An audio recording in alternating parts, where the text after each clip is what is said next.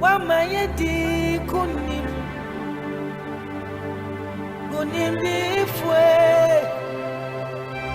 Wasaya nyari wena Uya yari safu Wakaya semna mayen Okama afwe Odima afwe Anywhere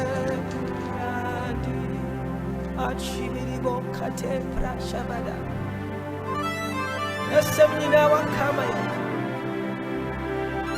Amadiya yakom Oye frimu Onimdini yesu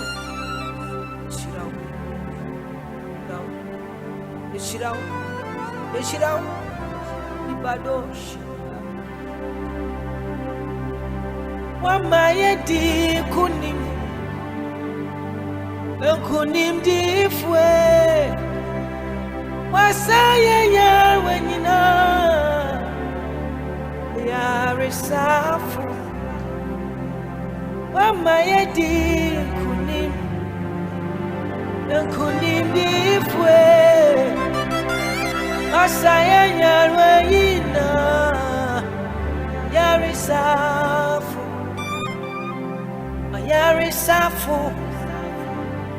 Anywhere I did.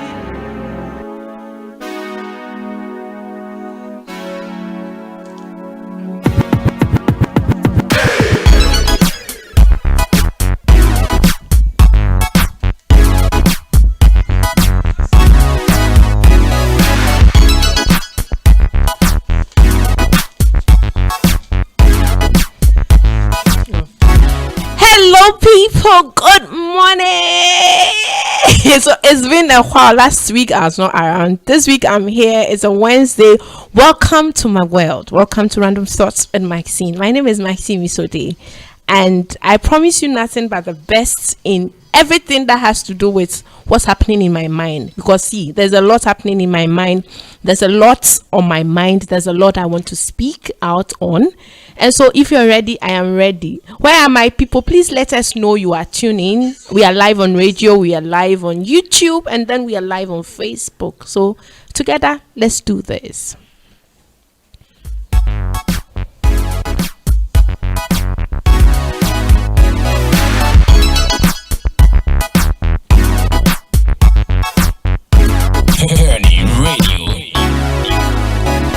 Okay, so welcome. Today we are talking welcome to the table of men, okay?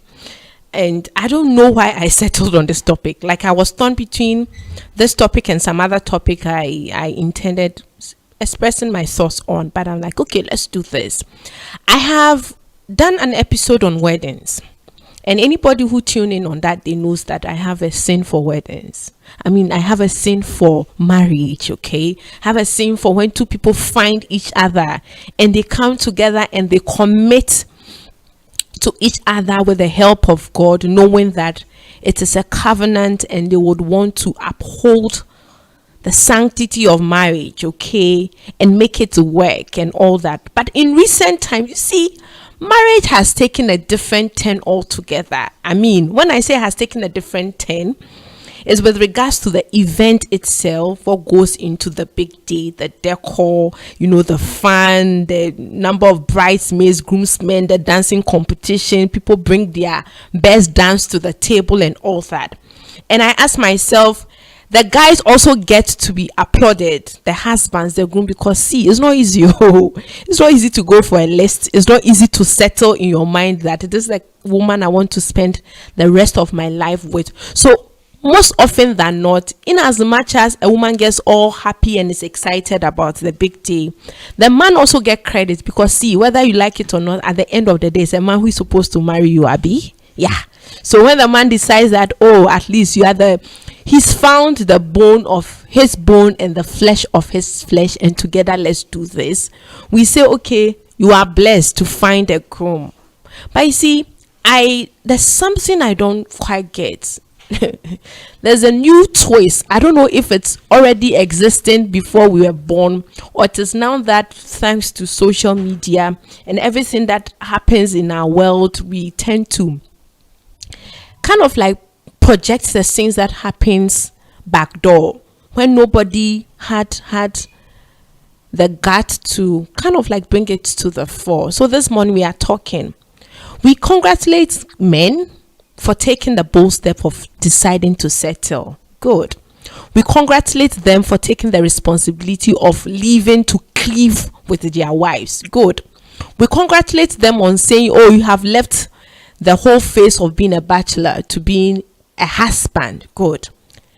But I don't know at what point we stop congratulating men when it comes to marriage proper. For me, that's one thing I don't find interesting or I don't find amusing. When people get married, first 2 years of their marriage, and they start having difficulties, which is bound to happen. I've not been married. I desire marriage. But for all my friends who have been married, they say, oh, the first 2 years is extremely difficult. You have to learn to adjust. You have to learn to understand each other. That is where you find each other proper. And that's when you begin to deal with the excesses of each other. So the first 2 years is like a preparation ground for you proper. To get into who you really are as individuals before you became a couple. And I get it. But you see, after the first 2 years, a lot of things happens that for those of us who are not married, we sometimes think, this is our best bet. Can we just relax? And then let them have a field day of what they're enjoying. So I am highly appalled, if there's a word like that, if somebody sees me and says, oh, I should have married you. And you know the person is married. I don't find that flattery, okay? That the person, after getting married to whoever he or she found to be bone of his bone, of flesh of flesh, tell you that you should have married me. Saying you have made your decision, you are living with your decision. It might not have gone the way you intended, but you are in it, so you get to make it work. So for any person who comes with this whole I should have married you business, I go like, if you are married, be married. And leave the single ones alone. Leave us to enjoy the phase of being single and waiting on our God to provide us the rib of our ribs. Okay. So I find it very intruding if somebody tells you that you know, that kind of thing. And now this woman, she's giving me wahala. No, these things, they don't fly. And that is one thing the table of men will present to you. Once they start encountering difficulties, they look back and they think, oh, okay, so Maxine was not a bad choice after all. Can we just have our cake? Or can we just eat our cake and have it back? And that is the difficulty. See, I don't know how you are ushered into the table of men, because now you have become a big man. You are removing chop money and things. And so everybody thinks that once you settle with somebody as a wife, in quote, you're supposed to be responsible. But you see, unfortunately, when the men come to the table of men, they are still irresponsible men in their minds who are partially married or not even married. But they are just married because, okay, somebody had to fix a date, he has a wedding band on, and that is it. But you see, mentally, people are married and they are not married. People are married and they are looking elsewhere. People are married and they are spying that girl who could have been a potential bride or wife and couldn't because of issues and all that. But see, at the end of the day, you are settled. What is so difficult about this? Or it is difficult for women to understand that men will want to get married and still have the opportunity of spying other species who are unmarried. And that is what we deal with on a daily basis. And they will say, watch out for the women who will break your marriages. Some women are, I say, some women too are minding their own business, knowing that Charlie Kwabna is taken. Kwabna is a no-go area. The Ashanti man will say, you are dead. Be in your coffin and lie there like that. Stop looking for which coffin is coming to join yours. And so I think, for me, I look at the whole dynamics of getting married with all the hypes, where I think people are just marrying because they want to marry. They are married because society is putting a pressure on them at this. What are you waiting for? You have a good job, you have a stable employment, you have a place of your own. Is the woman you are looking for? And people are being pushed to marry when mentally and psychologically they are not ready for it.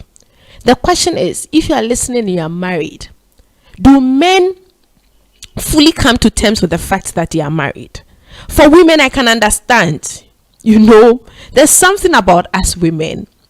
Fine, I am to every rule there's an exception, but there are some women who are also there, but they are largely, most women would want to uphold the fact that they are married, and they will keep it as such. Just broach the subject of something to a woman who is married, the first thing he says, I'm happily married. And that is closing you for the next 48 hours. There's nothing you're going to say again for the person to get back on that topic with you. So we say, table of men, you have gotten your wedding band on, you are flaunting it, everybody knows you are off the market. In your mind, you are not off the market, and you are pursuing people who are also looking. So there was this time somebody was just having a conversation with me, and this issue came up. It's like, okay, me, I'm off the market, but you are not off the market. So if you like, let's do understanding small, so that when the right man comes to pick you up, I can let go of you. I say, you think I'm what? Passing out ceremony or what? End of graduation, passing out ceremony. And that is the mindset that even when I am married, I can do other things. And for us who are not married and are single and are still waiting on the Lord to get us somebody proper. When I say proper, not anything. So these are the things you deal with on a regular basis. I'm married, but we can please, we beg you.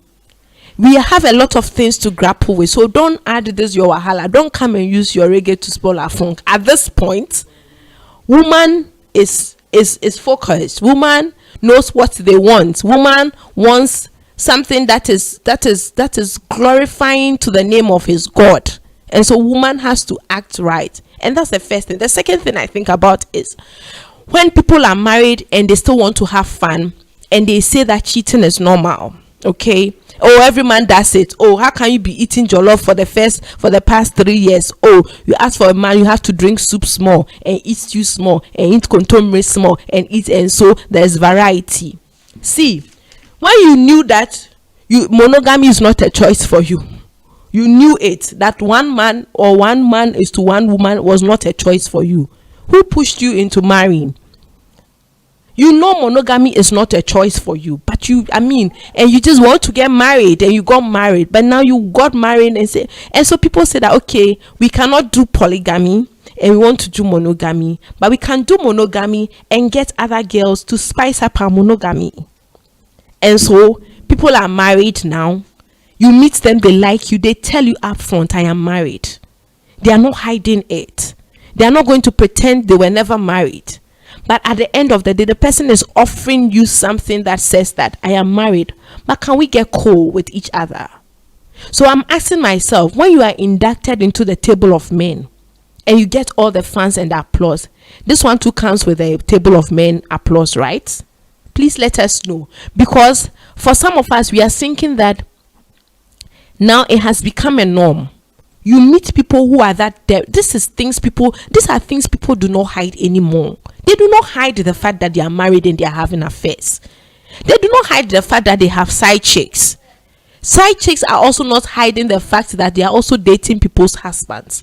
And it has become a norm. It has become so normal. People are doing it. It is no longer news. If somebody asks, it is no longer news. You have people who tell you I am married. So there was this time I sat in a church and a guy paid for me. It was too nice. Nowadays you don't sit in church and get people pay for you because prices has gone up. And so I was surprised he paid. And after paying, he just smiled, and I smiled back. I say, hey, who is that who has paid my church fee for me this morning? God bless him. In my head, God bless him. So the next time, we are using the same station, and so he picks car from the same place I pick my car. So if it's around a certain time, there is a probability you might meet him. So it was becoming like a usual feature on my transportation agenda. You say, oh, but by the time Brian made to say, Madam, they say, oh, be a chiama, oh. And I'm like, thank you. So one time I was like, this guy has been paying. He said, oh, he wanted my number. And I was like, oh, no, you know how the scene is. Apparently he wasn't even wearing a band. So I thought he was just like a cool dude who is trying to find a friend of that. Then finally we're able to exchange numbers. We're talking. It's like, oh, I'm married with 2 kids. I'm like, oh, great. That's nice. Then see, our brother man even took out his phone from his pocket, showed me the picture of the wife and the kids. Lovely boys. Beautiful madam. I said, wow. I'm like, oh, so for me, I was motivated. I'm like, oh, at what point did you decide to settle and get married? Because I hear it's tough for men when it has to do with settling, okay? It's a lot of introspection. You have to do a lot of thinking before you finally settle. This man said, oh, this guy said, he was really young, nice looking chap, very handsome guy. He says, oh, okay, my wife is not around. She works outside Accra. He's with the boys. I'm here alone. I do my stuff. And I'm like, so what's up? What do you want from? So he just likes me and he wants, like, we should be boy understanding. When I say understand, you get it right. Yeah. Like you see a nice girl, you think, oh, your wife is not here. And then next thing he says, I just want you to make me happy. I said, oh, really? You are married with 2 boys and you want me, a unmarried girl who is praying to my God to find me somebody to be doing this with you? See, there was no iota of shame, not at all. And these are the kind of things we get to grapple with. Men who are confident about the fact that they are married. They are not hiding it. They tell you as it is, and they tell you what they want from you. Hide, no. Say it as it is, yes. Take it or leave it. That's the options. And this is what we deal with. And we are talking like this because it's not like it is not happening. It is just the unbelievers who are doing it. You will be shocked to the core that there are people, tongue-speaking Christians, charismatic Christians, Catholic Christians for that matter, people who profess Jesus as Lord and Savior, and they just want to do this. And I ask myself, is it like some of us are living in oblivion? We don't know what is happening, or this thing has become normal that it is not even worth talking about it. At the end, madam, somebody is listening and say, oh, why are you so passionate about this? This is somebody, everybody is doing now. We all understand this game and all that. But I'm asking myself, if you have pledged to a person that you love them, if you have pledged that you want to spend the rest of your life with them, in fact, you have covenanted with God that this is what you want to do and that He should rain His blessings, what stops you from keeping the part of your pledge? Okay, so the self is obviously a factor, right? That you are sexually attracted, and variety is the spice of life. So once a while, you just want to taste a little bit of mango because you are used to oranges, right? Figuratively. And that as I sit here and I speak blah blah blah blah blah because I'm not married, and wait till somebody say wait till you get married, and you see that this thing, book knowledge is different, practical is different. If there are men who are listening in right now and you have peculiar challenges, or you have been in a position where you had your kitty moment, you realize that this thing, if I don't buckle up, Charlie, I'll be going down the drain. Do we as Christians talk about things that bother us, especially even with extramarital affairs? Do we judge people for going a step further to becoming side chicks or becoming other people's something in the corner? And we are thinking that because church folks will judge us, this is an issue we cannot broach. Ladies and gentlemen, we enjoy the table of men. We like it when men take up the responsibility of saying that enough of singlehood, I want to be married. But we also enjoy it when men would want to uphold what it means to be married in the Lord. We uphold it when men wants to say, this is what I pledge to do, so help me God. We are not taking out all the temptations that come our way. We are not taking out the fact that once you are married, no woman will stop looking at you, or no man will start chasing you. I hear that is where it even increases.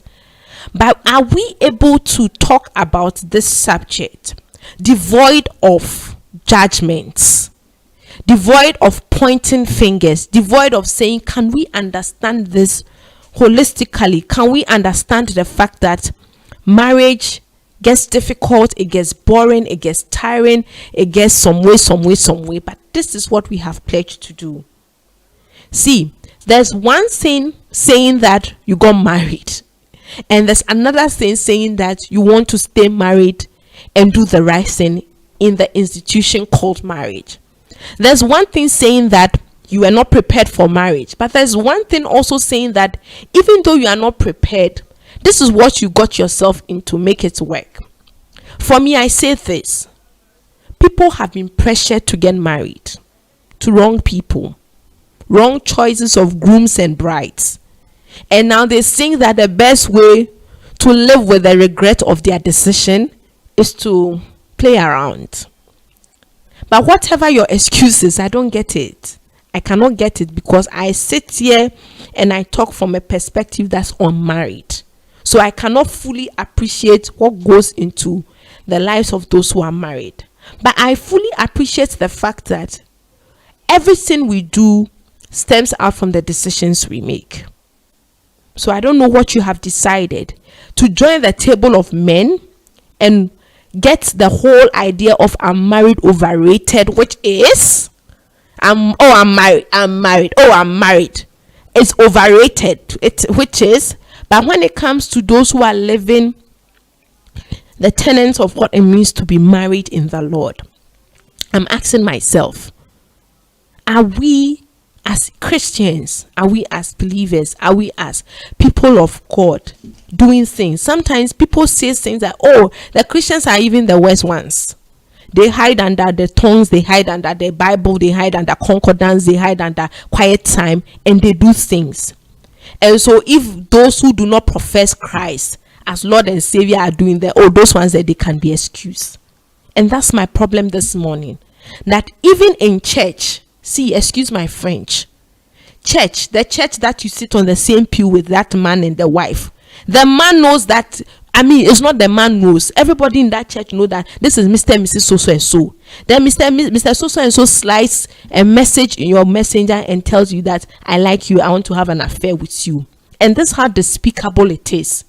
People who are married, even in our churches, who are supposed to be living exemplary life and making people think that, oh, this is the way to go when it comes to marriage, are rather worsening the case. Sometimes it is sad to say this. Now, the people that we even take as father figures, the people that we uphold, the people that we look up to, even when it comes to marriage, are the people who are even doing the things that are worse. And so it is not just the world standard that, oh, every man cheats at a point. No, every man does not cheat at a point. Correct me if I'm wrong. There are people who have tried and could not just go on that tangent that, Charlie, let me cheat small. There are people who said, I have done that, I regret, I won't do it again. But there are people too who have closed their mind. Like the conscience is dead now. At this point, at this rate, they can't just be bothered. They have done it, they want to do it till they die.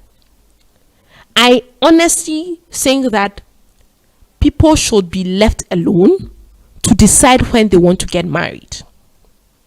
For me, that's one of the things that, if I am thankful to God for, I would say it, that at this point in my life, I honestly do not get a lot of pressures when I get married, because I've told God that my faith should be heavy, so that when you see me, this subject you can't broach. When I'm ready, you will know.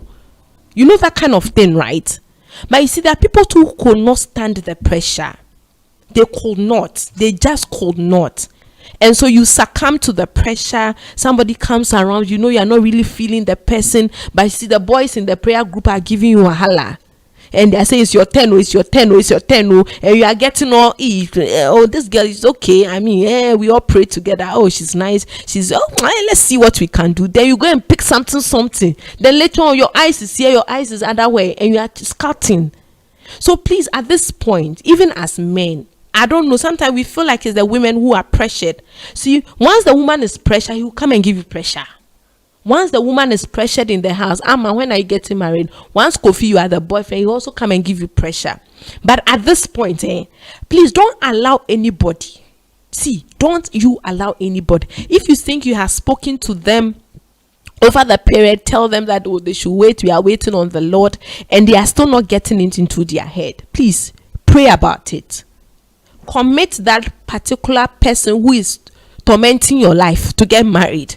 Tell the Lord to deal with that person for you, that when the time is right and you find that person, and you know, as Bible will say, in his own time he makes all things beautiful. You find that one and you will stick and do it well. See, me, as I sit here, I'm not married, but I know that I don't want to get married and do it biala.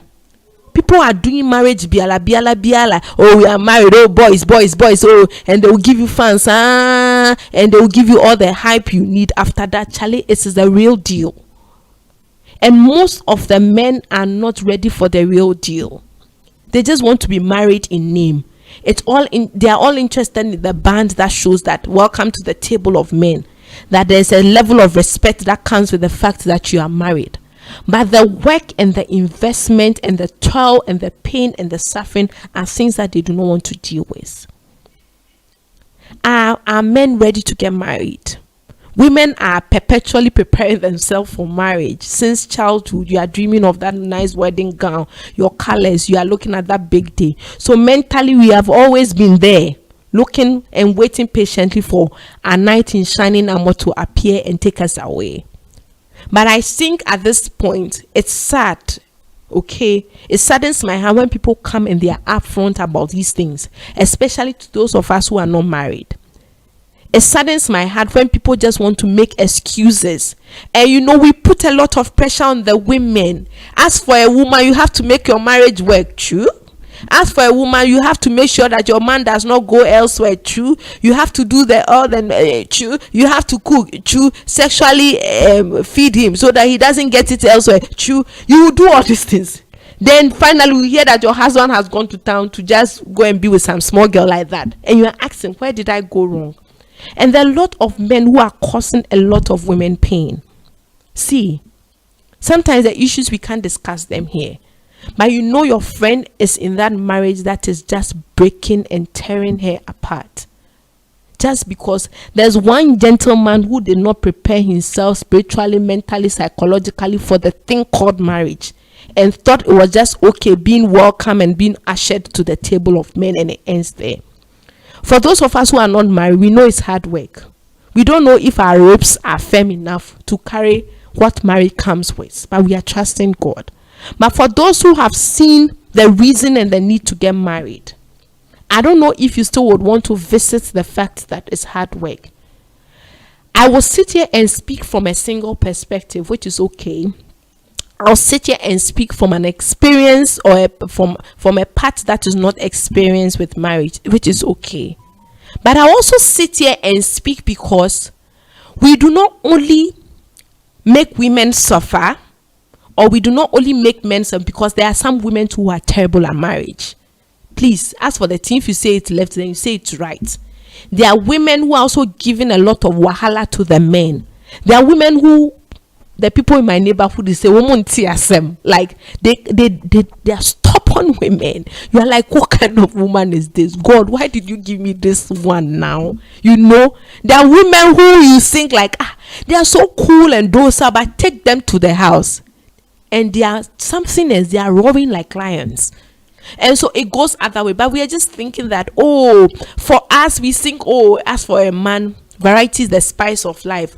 Monogamy is not a choice for a man. We are potentially polygamous animals, so you can do whatever you like. As for the women, they will keep coming. The more you wear the ring, the more they are attracted to you. And we are just allowing these narratives to fly, even as children of God. And it's sad. Welcome to the table of men. Do we just welcome the fact that society puts us on a different pedestal, or we welcome the fact that it is one, a covenant with God, two, will be judged as to how we lived our lives as married people, and three, that God himself has not only entrusted a woman into your care, but a whole generation? And how are you doing this? People do not want to hear he's cheating, or he has cheated, or he will cheat. People do not even want to hear cheating is sin or is not sin. People do not even want to hear cheating is inevitable, whether you like it or not, Charlie, go happen. People do not even want to hear that there is a strength of God that equips every married couple once they have decided and they have purpose to hold the sanctity of marriage together. What is your take? How are you dealing with your current situation? Do you think that people are just interested in the ceremony? They're just interested in the status it gives you married, or they would want to go beyond what it is? Do you think people just want to chicken out when the going gets a little tough, or they are just not ready to brace themselves up for the challenges that come with marriage? You think we are taking marriage for granted? If it works, fine. If it doesn't work, fine. Are we at any point communicating something profitable to the generations yet to come?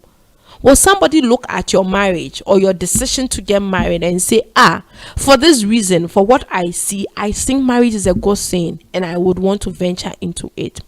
And for the records, there are some people who are not meant to get married. Please, if you feel strongly in your spirit that marriage is not the sin for you, you have prayed about it, and for you is a call to the single life, please uphold that one. Why?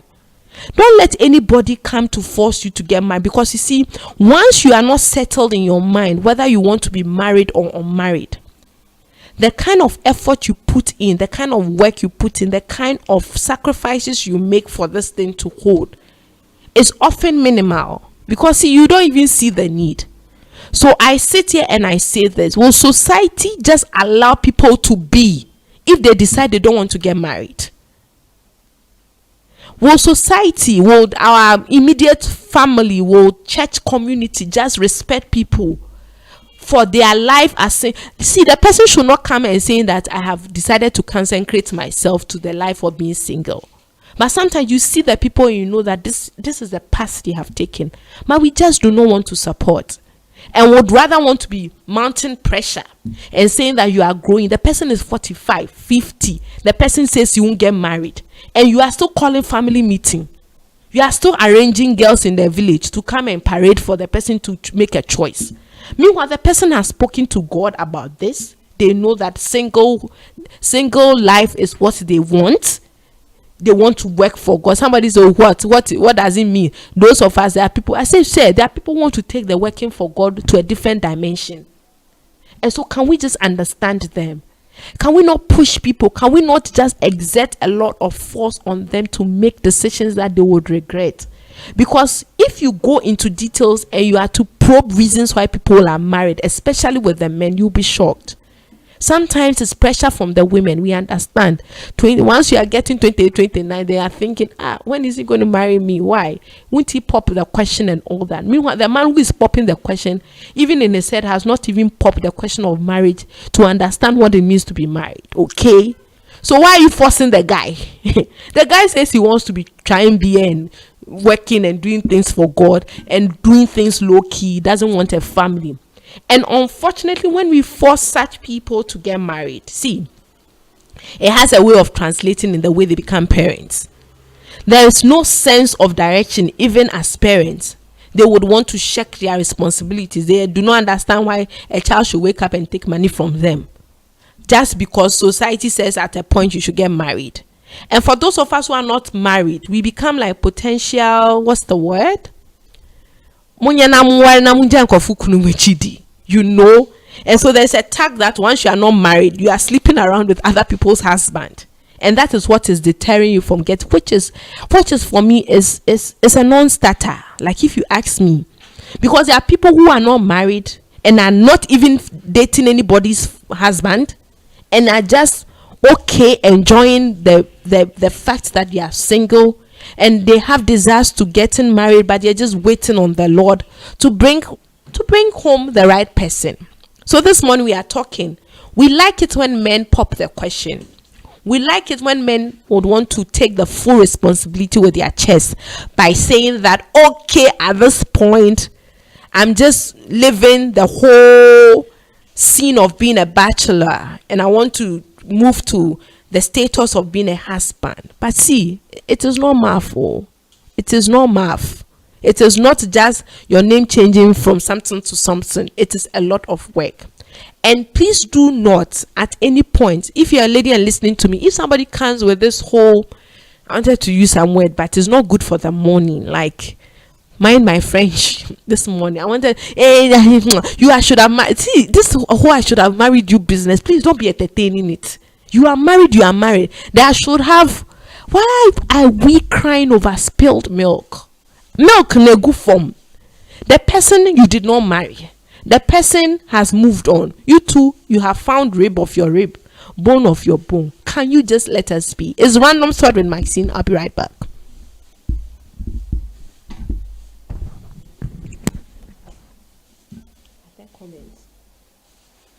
Comments. Okay.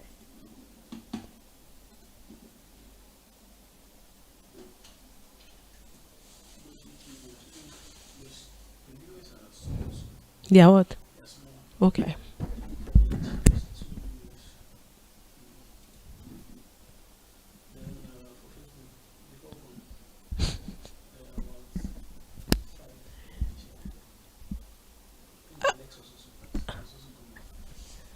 Okay, so welcome back. Today we are talking welcome to the table of men, and we are asking what happens on the table of men.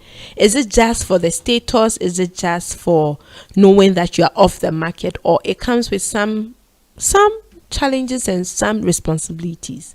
Please, can we do the right thing, even as Christians, as young men who desire marriage and who want to marry the godly way and uphold what it means to be married, because we know for us it's a covenant?